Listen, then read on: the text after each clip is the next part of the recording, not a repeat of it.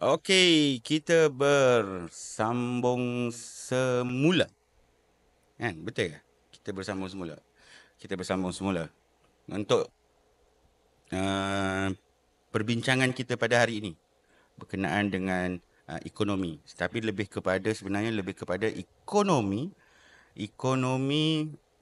rentan di luar bandar sebenarnya. Tapi kita akan cerita bersatu persatu untuk mengambil kesempatan di atas memberikan sedikit penjelasan yang sepadat yang mampulah. Baik.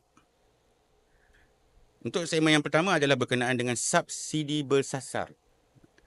Dan kalau kita lihat, subsidi bersasar ini pernah dirancang dan mula dibincangkan di dalam parlimen pada tahun 2010. Seingat saya pada bawah pemerintahan Najib Tun Razak ataupun Abdullah Ahmad Badawi. Lebih kuranglah antara dua tokoh pimpinan yang ada pada ketika itu. Kejap kita tengok siapakah pimpinan yang ada pada ketika itu. Kita tengok.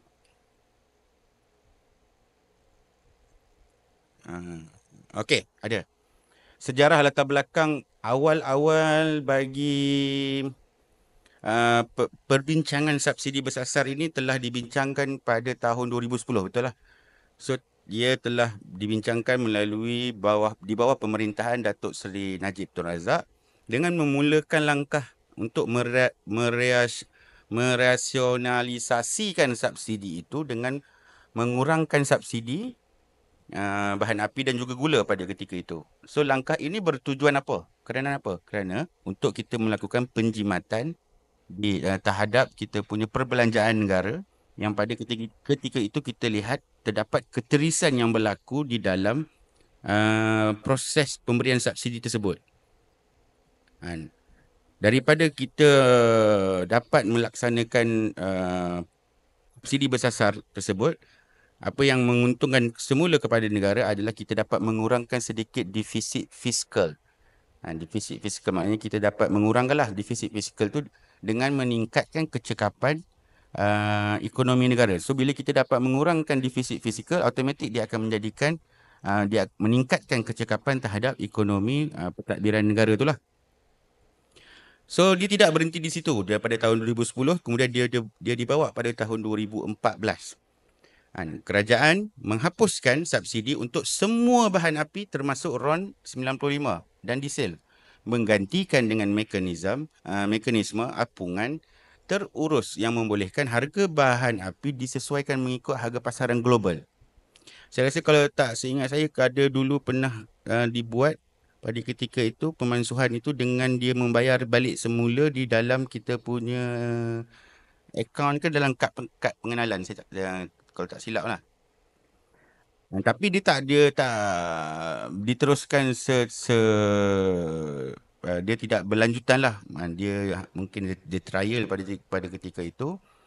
Cuma pada tahun 2022 selepas Datuk Seri Anwar Ibrahim diangkat menjadi Perdana Menteri, antara dasar yang tidak populis yang dilaksanakan awal oleh Datuk Seri Anwar Ibrahim adalah dengan mengumumkan kajian semula terhadap subsidi dan kemudiannya memfokuskan terhadap penyasaran subsidi kepada golongan yang berpendapatan rendah bagi memastikan bantuan kerajaan itu lebih berkesan dan adil.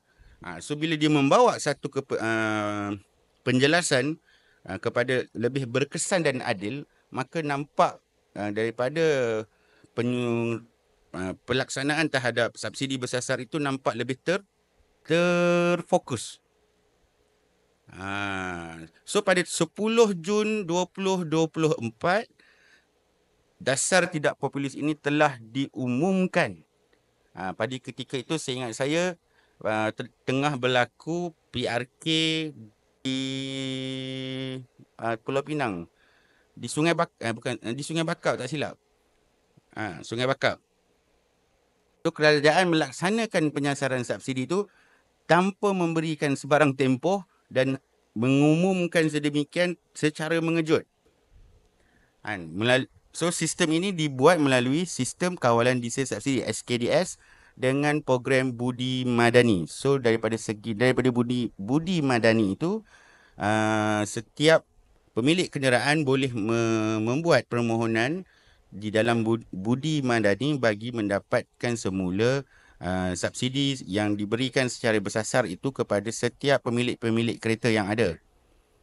Berlainan pula dengan pemandu dengan lori yang membawa barang, itu dia akan mendapatkan subsidi secara penuh selepas mereka membuat pendaftaran secara terus di dalam Budi Madani, dan dia akan mendapatkan terus dengan harga shilling semasa.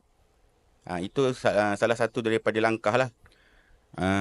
So sudah tentu bagi yang melebihi daripada kemampuan, saya rasa sudah tentu tidak akan dapat sebarang subsidi daripada kerajaan. Kerana apa? Sudah tentu ia disasarkan secara adil pada saat dasar ini dilaksanakan, bagi disediakan subsidi hanya kepada golongan-golongan tertentu, semestinya pada golongan B40 sahaja. Ini adalah satu dasar yang dilaksanakan dalam keadaan drastik dan tidak populis, yang nampak daripada segi penyasaran terhadap memberikan keadilan itu kepada rakyat adalah jelas. Kerana apa? Kemampuan, kalau diberikan secara penuh subsidi itu kepada seluruh rakyat, maka yang menguntungkan adalah orang yang mempunyai sumber kewangan yang cukup. Walaupun ada suara-suara di belakang tabir yang mengata, yang ada yang mengajuk, ada yang mencengkam, ada yang mengecam, bahawasanya adakah kami golongan maha kaya ini bukan rakyat Malaysia. Bukan bermaksud sedemikian. Dia sebegini. Kalau kita lihat pada waktu kita sekolah dulu lah, kan, ada program buku teks, betul tak? Adakah program buku teks itu dapat kepada semua pelajar?